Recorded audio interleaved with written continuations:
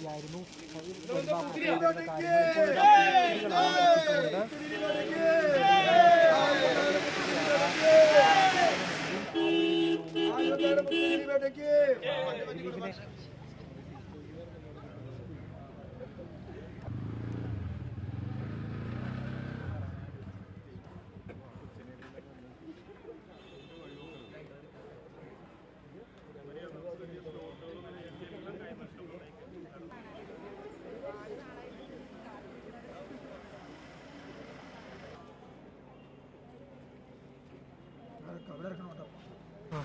പുള്ളിക്ക്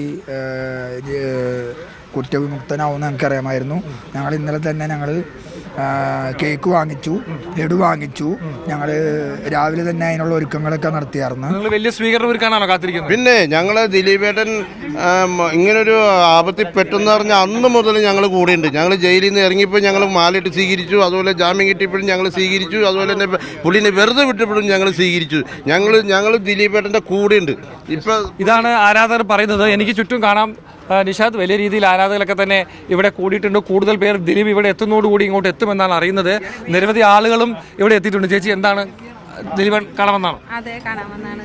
അദ്ദേഹത്തിന്റെ കൂടെയാണോ നിങ്ങൾ നിലപാട്? എന്താണ് പറയാനുള്ളത്? അതെ, 9 വർഷത്തെ കാത്തിരിപ്പാണത്.